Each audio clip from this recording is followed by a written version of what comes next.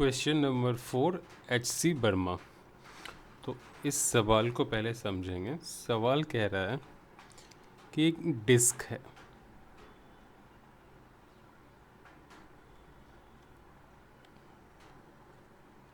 Okay. इस disc की जो रेडियस है वो है 2r और एक छोटी सी डिस्क है। इस डिस्क की रेडियस है r। दोनों की डेंसिटी सेम है, मतलब अगर इसकी डेंसिटी रो है तो इसकी भी डेंसिटी रो होगी। तो दोनों डिस्क की डेंसिटी सेम है, इसलिए हमने रो कंसीडर कर ली। बेटर होगा रो कंसीडर ना करके हम सिग्मा कंसीडर कर लें। क्यों? कोई फ़र्क तो पड़ता नहीं है, लेकिन एक चीज़ का डिफरेंस है।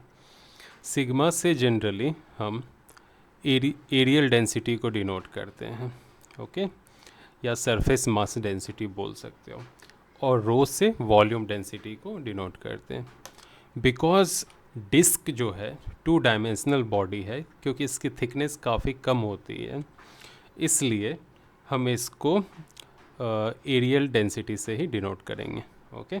3 डायमेंशनल बॉडी होती लाइक सिलेंडर वगैरह तो हम रो यूज करते। क्लियर हो गई?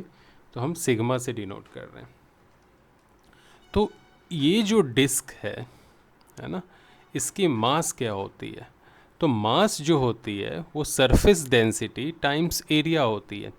तो इस डिस्क की एरिया क्या हो जाएगी?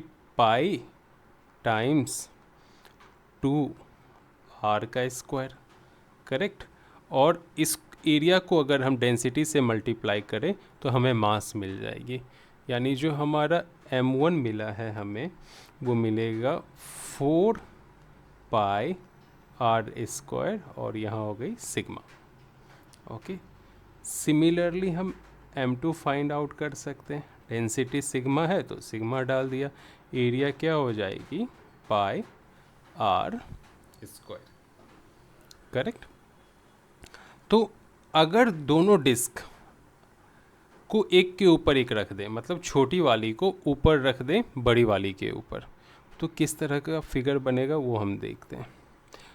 और कंडीशन ये है कि दोनों डिस्क की पेरिफ्री एक दूसरे को टच करती हो, ओके। तो उस केस में कुछ इस तरह की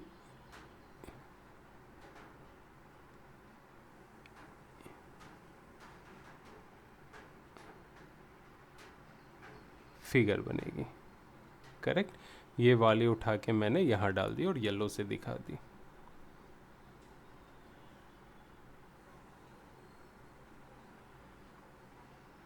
ओके, तो देखो, जब ये डिस्क इसके ऊपर नहीं था तो बड़ी वाली डिस्क की सेंटर ऑफ मास उसके सेंटर पे थी, इस पोजीशंस पे थी। मैं ऊपर दिखाता हूँ, यहाँ है m1।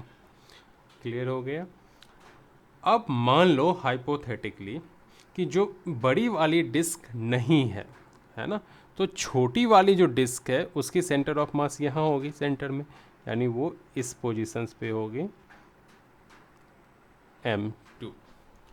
और इन दोनों के बीच ये जो डिस्टेंस है वो कितनी है? r है, करेक्ट। तो यहाँ ये डिस्टेंस क्या हो गई? r। तो बेसिकली ये जो फिगर थी ये कन्वर्ट हो गई है कुछ इस फिगर में। एक पॉइंट मास है जिसकी मास की वैल्यू m1 है, दूसरी पॉइंट मास है, मास की वैल्यू m2 है, इनके बीच डिस्टेंस r है। तो हमें क्या निकालना है? Centre of mass.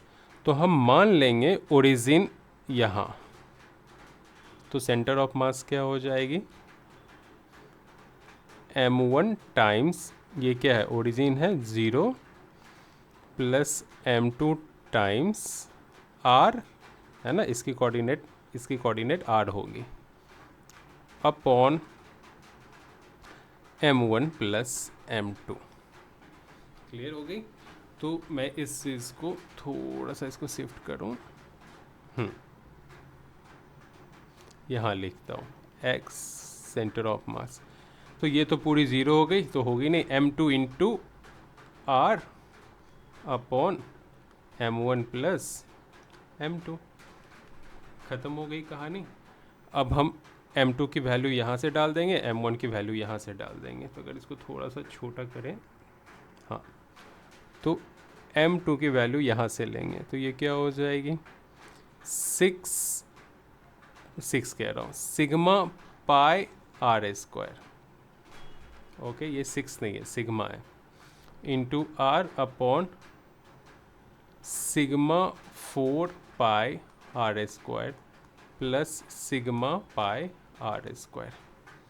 तो देखो ये क्या बन गई, sigma pi R square into R upon 5 sigma pi R square. Sigma pi R square, sigma pi R square cancel, तो ये हो गई r/5। इसका मतलब क्या होगा, m1 से r/5 डिस्टेंस पर सिस्टम की सेंटर ऑफ मास होगी। मतलब इसकी जो सेंटर ऑफ मास होगी इस सेंटर से, यहाँ m1 थी, इससे राइट साइड कितनी होगी, r/5।